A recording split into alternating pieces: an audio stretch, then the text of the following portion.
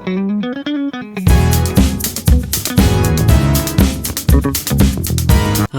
Welcome back to my channel. অনেকদিন পর long ফরম্যাটের video আসছে, কারণ তোমরা শর্টসে দেখেইছো যে আমি মেলা এই সেই কাজ নিয়ে একটু চাপে ছিলাম। তো লং ফরম্যাটে ভিডিও যখন চলে আসছে, এরপর থেকে আবার আসবে, আবার ঠিক মতো টাইম মতো আসবে, তোমরা দেখতে পাবে, তোমাদের ইমপ্রুভ হবে, সেটা তো আশা করছি তোমরা বুঝে গেছো। এই কাজটা নিয়ে বলি, এই কাজটা এক ভাই তার দিদিকে বার্থডে গিফট হিসেবে দেওয়ার জন্য আমার কাছ থেকে এই কাজটা করিয়েছিল। শুধুমাত্র কমিশন ওয়ার্কের ক্ষেত্রে আমি কিন্তু গ্রিড ইউজ করি, গ্রিড সময় বাঁচায়। ব্রাউন কালারের খুব পাতলা একটা টোন আমি পুরো ওভারঅল ক্যানভাসে দিয়ে নিই, যাতে সাদা ব্যাপারটা ব্রেক হয়। তাহলে কি সুবিধা হবে সেটা আমি একটু বলি। যখন তোমরা সাদার উপর কোনো একটা কালার দেবে, সেটা কিন্তু খুব বেশি ডার্ক লাগবে, হয়তো সেটা লাইটই, বাট সেটা ডার্ক লাগবে। বাট তুমি যদি টোনটাকে ডাউন করে অ্যাপ্লাই করো, তাহলে সেটা লাগবে না। তো অ্যাকচুয়ালি কালারের যে ভ্যালু, তার সেন্সটা ঠিক রাখার জন্য এটা করলে তোমাদের হেল্প হবে। তারপর যেটা আমি করি, সেটা ব্যাকগ্রাউন্ডটাকে পুরোটা একটা ওভারঅল যে কোনো একটা ফ্ল্যাট কালার চাপিয়ে নিই, যেটা ব্যাকগ্রাউন্ডে থাকে তার কাছাকাছি কোনো একটা ফ্ল্যাট কালার চাপিয়ে নেওয়ার চেষ্টা করি। তাহলে কি হয়, আমার যেটা মেন সাবজেক্ট সেটা খুব ভালোভাবে বাইরে ফুটে আসে। এরপর আমি এবার এখানে কালার চাপানো শুরু করছি। চুলের হালকা পোর্শনে চুলের দুটো কালার চাপিয়েছি, একটা বেসিক ডার্ক কালার, চুলের মধ্যে যেটা ছিল সেটা ডার্ক কালার, আর তার থেকে একটা লাইট কালার। এবার আমি যেরকমভাবে ড্রয়িং করেছিলাম পেন্সিলে, সেই ড্রয়িংটাকে হালকা করে একটু ব্রেক করার চেষ্টা করে নিচ্ছি।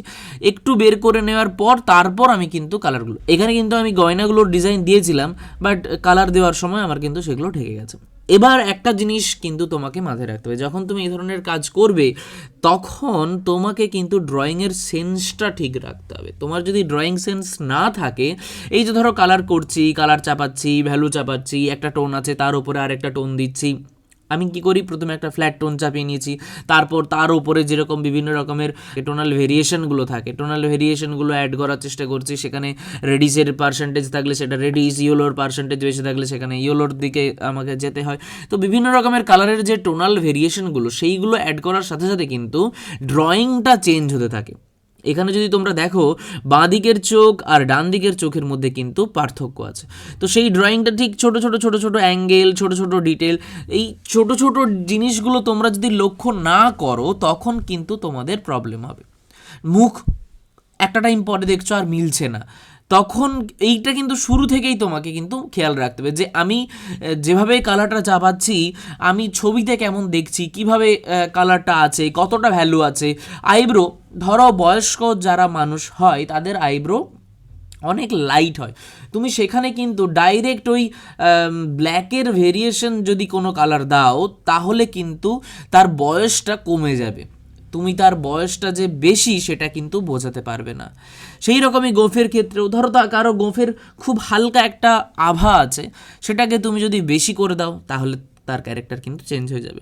তো সেই রকমভাবে এগুলো কিন্তু তোমাদেরকে খুব ভালোভাবে বুঝতে হবে যে আমি কতটা কালারের ভ্যালুটা রাখতে পারি, চোখের ডার্কটা কতটা হতে পারে, কতটা লাইট হতে পারে, কতটা মিশে থাকতে পারে।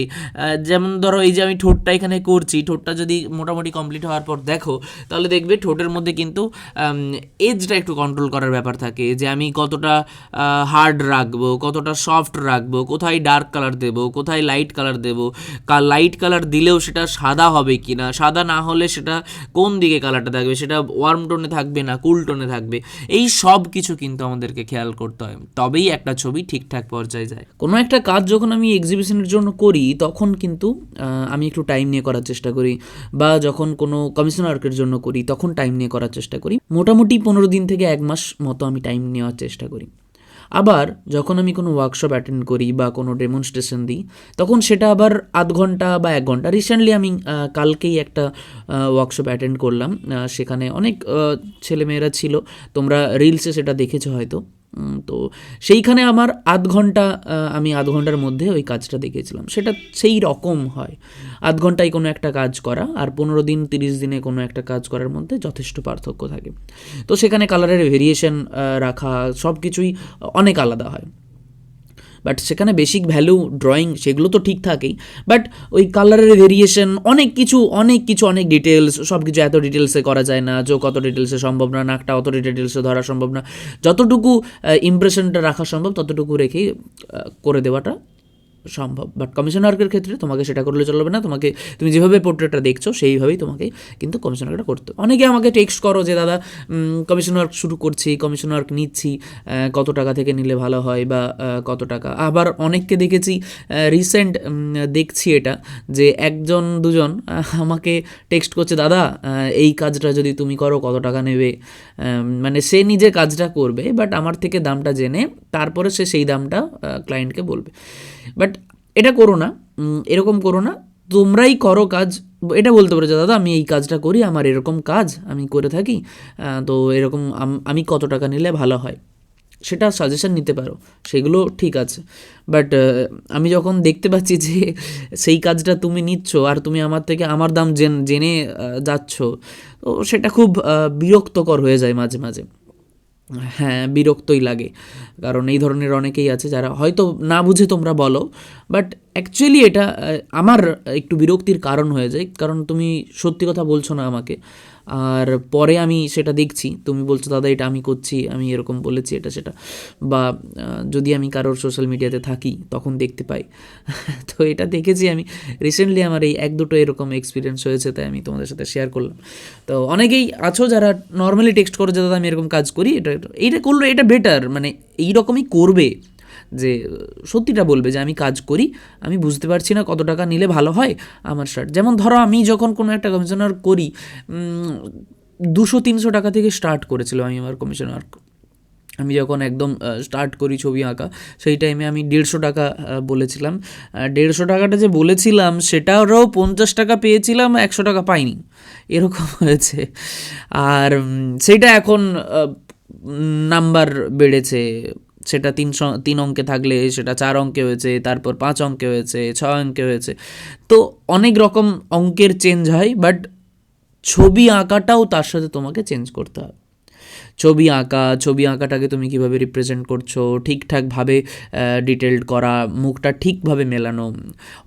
আমি রিসেন্টলি অনেক রকমের না ভিডিও দেখছি, আমি অনেক কিছুই তো আমাদেরকে কনজিউম করতে হয়, মানে তুমি চাও বা না চাও তোমার ফিডে চলেই আসে, সে বিভিন্ন রকমের সে যাই হোক সব রকমের ভিডিও চলে আসে। তো সেরকম ভিডিও আস্তে আস্তেই রিসেন্টলি আমি দেখলাম একজন কুলোতে কলকা করেছিল, কাপল ছবি, আর তার সাথে কলকা করেছিল। তো 2-3 জনের ক্ষেত্রে এটা আমি দেখলাম। এখন যেহেতু বিয়ের সিজন চলছে, মুখ একটু হয়তো মেলেনি, তার জন্য খুব গালিগালাজ করেছে, এরকম করেছে। তো মুখ মেলেনি, সেটা হয়তো সেইভাবে সেটা তাকে আর একটু দেখে নিতে হতো, সেটা যেরকম তারও একটু ফল্ট, সেটা হয়তো তাকে আর একটু বেটার করতে হতো, আর একটু বেটার অবজার্ভ করে কাজ করতে হতো। আবার গালি দেওয়াটাও বা এরকমভাবে খারাপভাবে বিহেভ করাটাও আবার ক্লায়েন্টদের ক্ষেত্রে ঠিক না।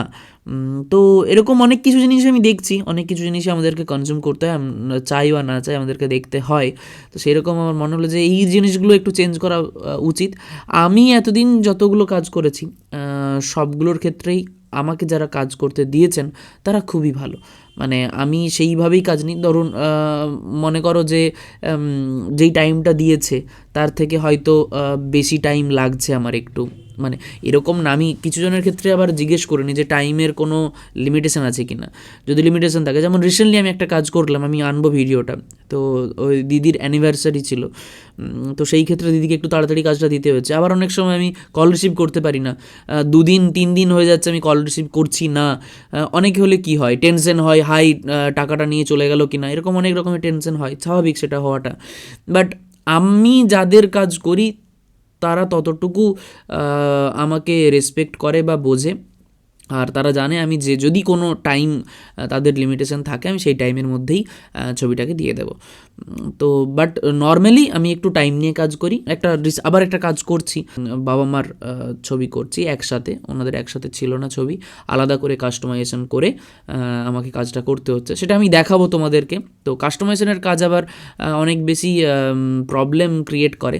কাস্টমাইজেশনে মুখ বড় ছোট হয়ে যাওয়া, হাত বড় ছোট হয়ে যাওয়া, অ্যাঙ্গেল ঠিক না থাকা, আবার উনি যেই ছবিটা চাইছেন তাতে কিভাবে হাতটা আছে সেই হাতটা ঠিক রাখা। ওনার ক্ষেত্রে ছিল শুধু পাসপোর্ট সাইজের ছবি ছিল, সেই ছবিটা আমাকে পাঠিয়েছিলেন, দেন উনি চেয়েছিলেন যে একটু বড় সাইজে বাবা বসে আছে আর মা দাঁড়িয়ে আছে এইরকম চাই। তো সেইভাবে একটা কাজ চলছে, আমি দেখাবো তোমাদেরকে সব যেরকম শেয়ার করি সেরকম সবই শেয়ার করব। তো এই ধরনের কাজগুলো আবার একটু বেশি পরিশ্রম লাগে, একটু বেশি টাইম লাগে, 2-3 মাস 4 মাস তো ইজিলি আমার লেগেই যায়, মানে আমি সেইভাবেই কাজটা করার চেষ্টা করি। তো কমিশনারের ক্ষেত্রে আমি একটু টাইম নিয়ে কাজ করি। যারা কমিশনার দিতে চাও তারা আমার ইনস্টাগ্রাম সুরজিৎ আর্টওয়ার্ক আর ফেসবুক সুরজিৎ আর্টওয়ার্ক দুটোই আছে, সেখানে টেক্সট করে নিও, আমি কন্ট্যাক্ট করে নেবো তোমাদের সাথে, বা তোমরা আমার সাথে কন্ট্যাক্ট করে নেবো। ওখানেই হোয়াটসঅ্যাপ নাম্বারও থাকবে, ফেসবুকে দেখতে পেলে তোমরা নাম্বার পেয়ে যাবে। আর যদি ফেসবুক না দেখতে পাও তাহলে হোয়াটসঅ্যাপ আছে, হোয়াটসঅ্যাপের গ্রুপে জয়েন হয়ে যাবে, হোয়াটসঅ্যাপের গ্রুপে জয়েন করলে তোমরা আমার নাম্বার পেয়ে যাবে। তো এই কাজটার ক্ষেত্রে এবার আসো, এই কাজটার ক্ষেত্রে বলি, এই কাজটা যখন আমি করছিলাম, এই কাজটা 16x20 ইঞ্চির, 16x20। তো যেরকম বললাম শুরুতেই যে এক ভাই তার দিদিকে গিফট করার জন্য এই ছবিটা করাচ্ছিল। তো বাট এই ক্ষেত্রে আমি একটু খুব তাড়াতাড়ি কাজটা কমপ্লিট করেছি, 4 দিন মতো টাইম পেয়েছিলাম, 4-5 দিন মতো টাইম পেয়েছিলাম, এরকম টাইম ছিল। 1 সপ্তাহের ভেতরে বলেছিল, কনফার্ম করতে আরও একদিন চলে গিয়েছিল। দেন 70%, 50 থেকে 70% পেমেন্ট আমি আগে নিয়ে নিই, দেন বাকিটা কাজের শেষে বা কাজের মিডিলে, যদি অ্যামাউন্ট বেশি হয় তাহলে কাজের মিডিলের পর শেষে, এইভাবে আমি স্টেপ বাই স্টেপে পেমেন্টটা নিয়ে থাকি। তো এই কাজের ক্ষেত্রেও সেম, কাজটা শেষে আমি বাকি পেমেন্টটা নিয়েছিলাম, কিছুটা পেমেন্ট আমি আগেই নিয়ে নিয়েছিলাম। এই কাজটা দেখে যে দাদা রিভিউ দিয়েছিল, যে দাদা বলেছিল যে ছবি এতটা রিয়েলিস্টিক হতে পারে, তোমার এই কাজটা না দেখলে বুঝতে পারতাম না, তোমাকে দিয়ে কাজ না করালে বুঝতে পারতাম না যে ছবিতেও এতটা ডিটেলস অ্যাড করা যায়। তো ছবিতে কীভাবে ডিটেলস অ্যাড করা যায় বা কী করেছি সেটা তোমরা যেহেতু টাইম ল্যাপস ভিডিও দেখছো না, তোমরা রিয়েল টাইম ভিডিও দেখছো, তাই আশা করছি তোমরা ভালোভাবেই সেটা বুঝতে পারবে যে কীভাবে ব্রাশ স্ট্রোক দিচ্ছি, কী ব্রাশিং ইউজ করছি, কতটা আস্তে আস্তে করছি। এখানে দেখো হেয়ারের পোর্শনটাই আস্তে, মানে আমার কোনো না তাড়া নেই, মানে আমি খুবই আস্তে আস্তে ঘষছি। একটু অনেক সময় ব্রাশ আমরা খারাপ ব্রাশ হলে ফেলে দিই, অ্যাকচুয়ালি ভালো কালার খারাপ ব্রাশেই হয়। তো এটা আমি খুব ফিল করেছি যে আমি যতবার কাজ করেছি আমার ওই খারাপ ব্রাশের নিড এসেছে, মানে আমার মনে হচ্ছে যদি চুলটার একটু খারাপ ব্রাশ দিয়ে এলোমেলো, কারণ কি বলতো, মানে খুব সাজানো গোছানো তো আমরা থাকি না, আমরা খুব সাজানো গোছানো দেখতেও না, একদম মানে খুব ম্যানমেড কিছু জিনিস হলে তবেই সেটা একদম নিখুঁত হয়, বা যান্ত্রিক তৈরি কিছু যদি জিনিস হয় তবেই সেটা নিখুঁত হয়। বাট যেহেতু প্রকৃতির সৃষ্টিতে একটু তো খুঁত থাকেই, তো সেই খুঁতটাই অ্যাকচুয়ালি সুন্দর। সেই সুন্দরটা ধরার জন্য বা মানুষের সেই রিয়েল ব্যাপারটা ধরার জন্য আমাদেরকে কিন্তু একটু খারাপ ব্রাশ ইউজ করলে চুলের টেক্সচারগুলো ঠিকঠাক চলে আসে, আইব্রো বা এই সবগুলো চলে আসে। তো এগুলো আমাদেরকে বুঝতে হয়, কাজ করতে করতে ফিল করতে হয়, রিয়েলাইজ করতে হয় যে অ্যাকচুয়ালি কোন ব্রাশটা কী কাজে লাগবে, সেটা লম্বা ব্রাশ ভালো হবে কিনা, বা এখানে কোন ব্রাশটা কাজে লাগবে। এইগুলো কিন্তু তোমরা আস্তে আস্তে যখন কাজ করবে তোমরা নিজেরাই বুঝতে পারবে, এটা আলাদা করে কারোর কাছ থেকে শিখতে হয় না।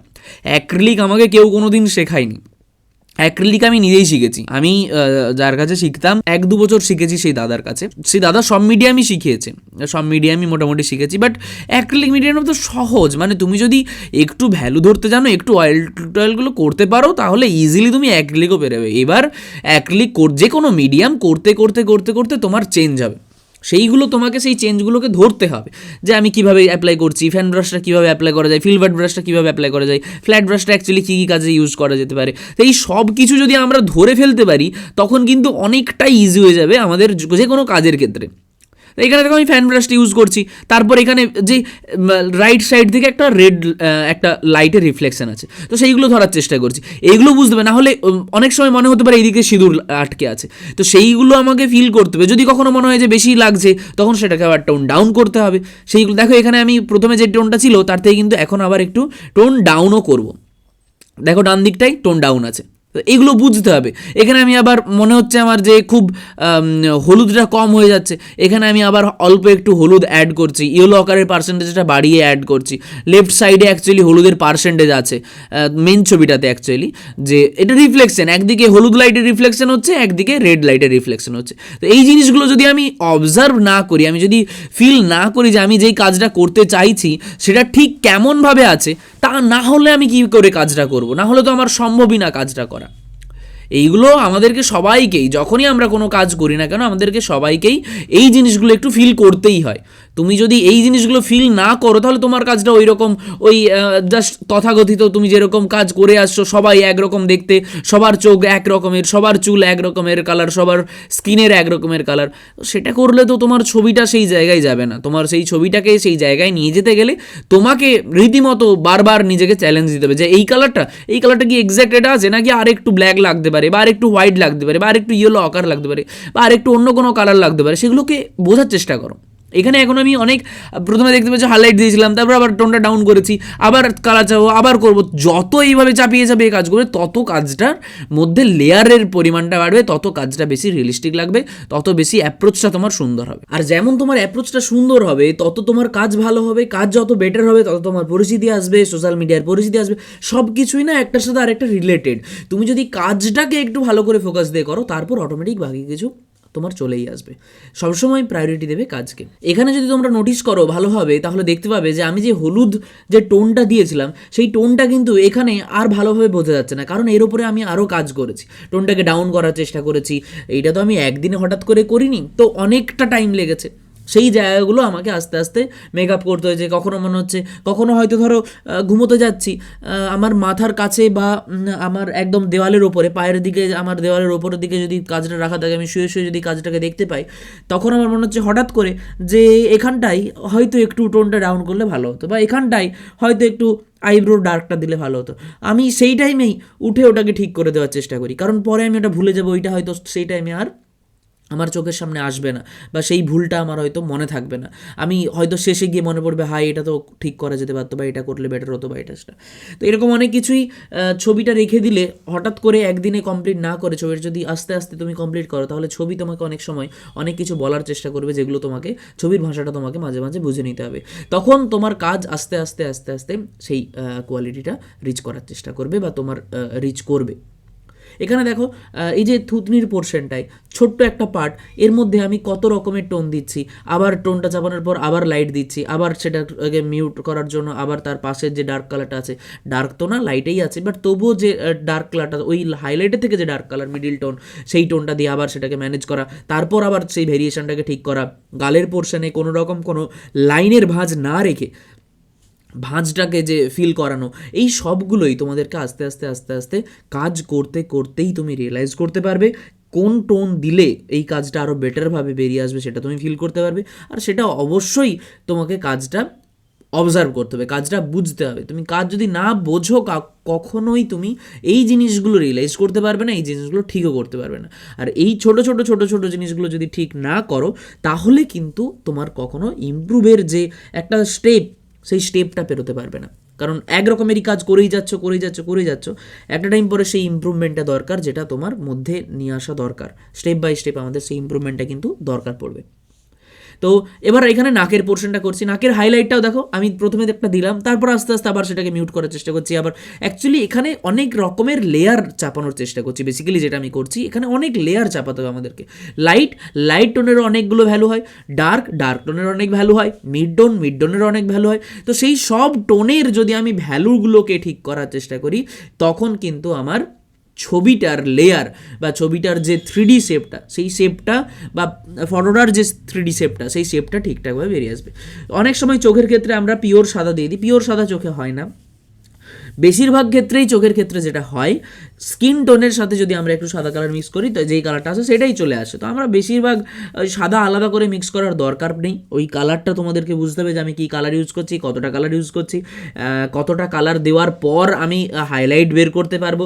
চোখের ওই 3D শেপটা বের করতে গেলে আমি কতটুকু হাইলাইট দেবে, যদিও এতটা হাইলাইট আমাদের দরকার পড়ে না, বাট যেহেতু এটা ক্যামেরায় তোলা ছবি, তাই এই ছবির স্মুথনেসটা অনেক বেশি। তো আজ আমরা যেই কাজটা করলাম, এটা তো একটা কমিশন ওয়ার্ক, এখনও অনেকটা বাকি আছে। মুখের পোর্শনটাই মোটামুটি আমাদের ফিনিশ প্রায়। তো তোমরা যারা কমিশন ওয়ার্ক করো তারা কিভাবে কাজ করো, বা তারা কি কি প্রবলেম ফেস করেছো, আমি তো অনেক কিছুই তোমাদের সাথে শেয়ার করি, আর আজকেও অনেক কিছু শেয়ার করলাম। তোমরা আমাকে অবশ্যই জানিও যদি তোমরা কোনো রকম কোনো প্রবলেম ফেস করে থাকো। তো এখানে মাথার মধ্যে যে টিকলিটা পরে, টিকলি বলে বোধহয় এটা, আমি জানি না, তো সেইটা সোনার ছিল, সোনার বা ওই ধরনের একটা কালার ছিল।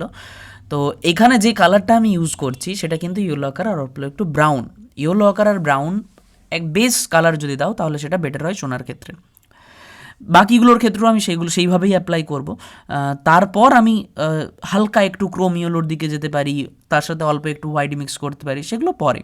এখানে আমি একটু ফিনিশিং টোন অ্যাড করার চেষ্টা করছি। ফিনিশিং টোন হাইলাইট যেটা অ্যাকচুয়ালি, যেহেতু এখানে মেকআপ করা আছে, মেকআপের হাইলাইটটা অ্যাকচুয়ালি নর্মাল লাইটের থেকে একটু অন্যরকমভাবে পড়ে, তো সেইভাবেই এখানেও পড়ছে, যে হাইলাইটটা যেভাবে পড়েছে আমি সেভাবেই এখানে অ্যাপ্লাই করার চেষ্টা করব।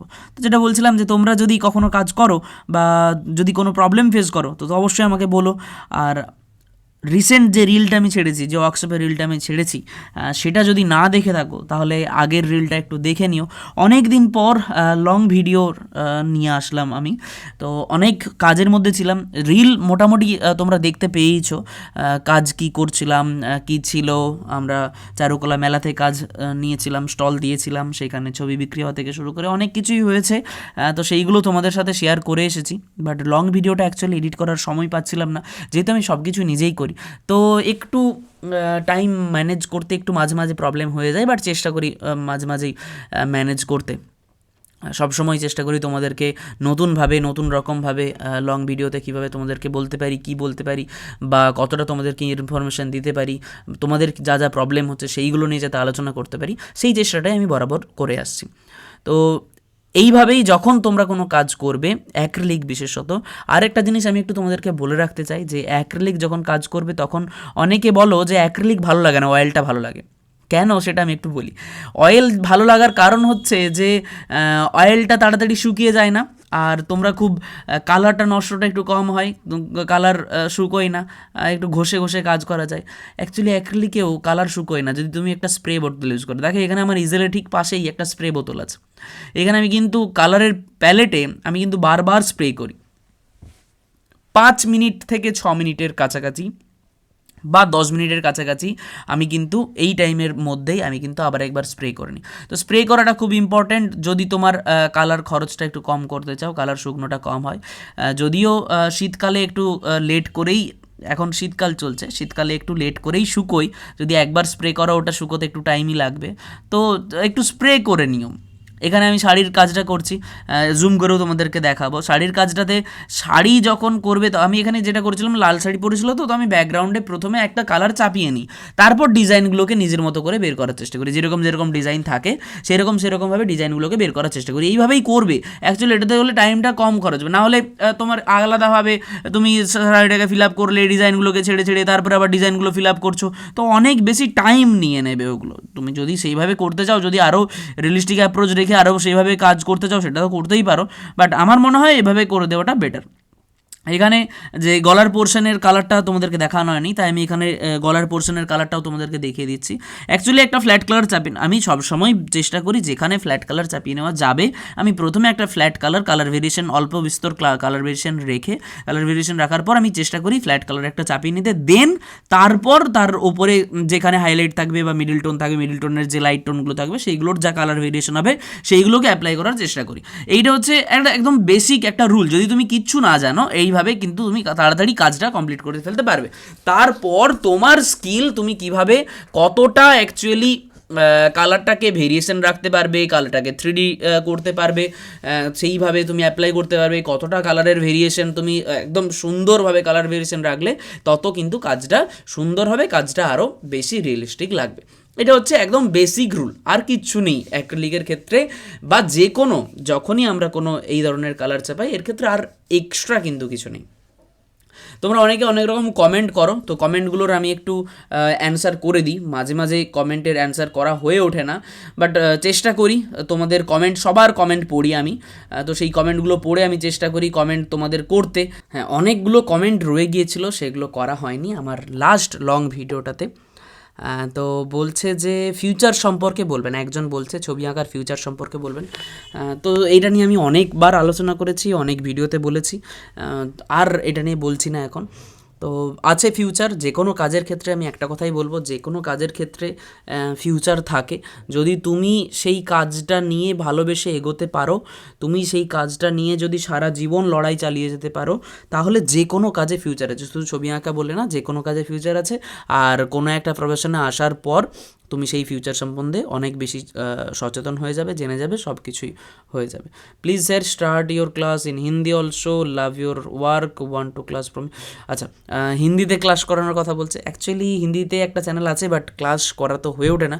বাট আই হোপ আমি এরপরে আস্তে আস্তে ইংলিশ বা হিন্দি কোনো একটাতে আমি তোমাদের সাথে কমিউনিকেট করার চেষ্টা করব। দাদা কিভাবে জয়েন হব? আচ্ছা, যারা এখনও আমার অনলাইন ক্লাসে জয়েন হওনি ব্যাচেলর অফ ফাইন আর্টসের জন্য, তা ব্যাচেলর অফ ফাইন আর্টসের আমার একটা ব্যাচ নতুন শুরু করেছি আমি। আগের এক মাস থেকে স্টার্ট হয়েছে, আগের মাস থেকে, নভেম্বর থেকে স্টার্ট হয়েছে। অ্যাকচুয়ালি 1 মাস না, 2 মাস হয়ে গেল, 2 মাস হলো ক্লাসটা নতুন স্টার্ট হয়েছে। তো তোমরা যারা এখনও জয়েন করনি তারা অবশ্যই জয়েন করে যেও, কারণ কয়েক মাস পরেই এক্সাম। অনেকে আছে যারা মাধ্যমিক দিচ্ছ তারা জয়েন করেছে, অনেকে 34-35 জন মতো জয়েন করেছে। তো অনেকেই আছে যারা জয়েন করেছে। তোমরা যদি জয়েন করতে চাও অবশ্যই জয়েন করে নিও। ব্যাচেলর অফ ফাইন আর্টসের জন্য, বিএফের জন্য যারা এক্সাম দিতে চাইছো তারা অবশ্যই জয়েন করে নিও, যদি সেটা অনলাইনে এক্সাম দিতে চাও। আর যদি অফলাইনে ক্লাস করতে চাও তাহলে সেই ক্লাস আমার দমদমে আছে, শনিবার বা রবিবার ক্লাস হয়, যে কোনো একদিন জয়েন করতে পারো, কোনো রকম কোনো অসুবিধা নেই। আর কন্ট্যাক্ট করার জন্য সুরজিৎ আর্টওয়ার্ক আমার ইনস্টাগ্রাম বা ফেসবুক পেজে আমাকে টেক্সট করে নিও। ডিটেলস সব কিছুই আমি, ফি স্ট্রাকচার সব কিছুই আমি সেইখানে বলে দেবো। আর নর্মাল যদি কেউ ক্লাস করতে চাও অনলাইনে সেটাও আছে। যে কোনো রকম ক্লাসের জন্য আমার সাথে কন্ট্যাক্ট করে নিও। দাদা তুমি কত বছর বয়সের স্টুডেন্টদেরকে আঁকা শেখাও? আমি মিনিমাম 13, 14 বা 15 বছরের এজে যারা, তাদের থেকে শেখাই। যারা অ্যাকচুয়ালি 8, 9, 10 এই রকমের ক্লাসে পড়ছে তাদের থেকে শেখাই।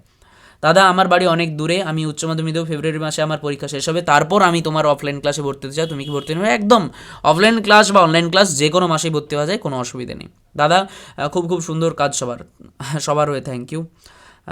13টা খাতা নিয়ে গিয়েছিলাম দাদা। ও আচ্ছা, সঙ্গীতা বলছে, আমি 5-6টা বলেছিলাম, ও এক্স্যাক্ট নাম্বারটা বললো যে 13টা ছিল।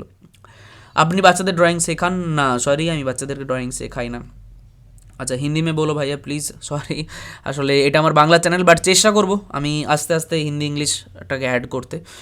চাপ নিও না, যারা বাংলা বোঝে তারা অ্যাকচুয়ালি হিন্দিটাও বোঝে, যারা অ্যাকচুয়ালি শুধু হিন্দিটা বোঝে তাদের ক্ষেত্রে একটু প্রবলেম হয়ে যায়। বাট আই হোপ আমি আস্তে আস্তে এটাকে পরে কোনো এক সময় আস্তে আস্তে এটাকে ঠিক করার চেষ্টা করব। স্যার গ্রাফিক ডিজাইনের জন্য পরীক্ষা দেওয়ার জন্য কী কী করতে হয়?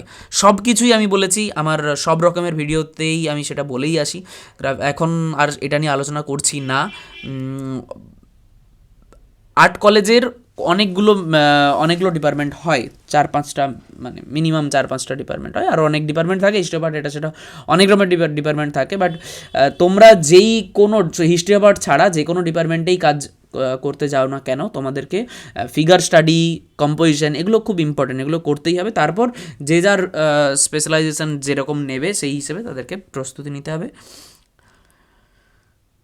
দাদা ইনস্টাগ্রামে খুঁজে পাচ্ছি না গো, ইনস্টাগ্রামে খুঁজে পাচ্ছি না, সুরজিৎ আর্টওয়ার্ক, আমি ইনস্টাগ্রামে তাকে মার্ক করে দিয়েছি।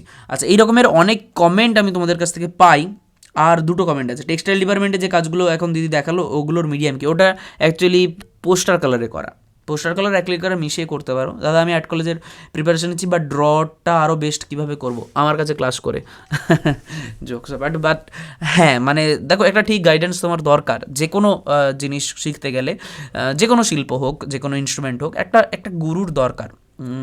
আমি গুরু হিসেবে নিজেকে আমি জাহির করে বলছি না, বাট একটা গাইডেন্স তোমার লাগবে, সে তোমার দাদা হোক বা তোমার পাশের তোমার বন্ধু হোক, যে তোমার থেকে একটু এগিয়ে আছে ওই রাস্তায়, তার একটা গাইডেন্স তোমার দরকার। সেই গাইডেন্সটা যদি তুমি ঠিকভাবে নিয়ে নাও তাহলে তুমি ইজিলি যে কোনোভাবেই তুমি ইজিলি কাজ করতে পারবে।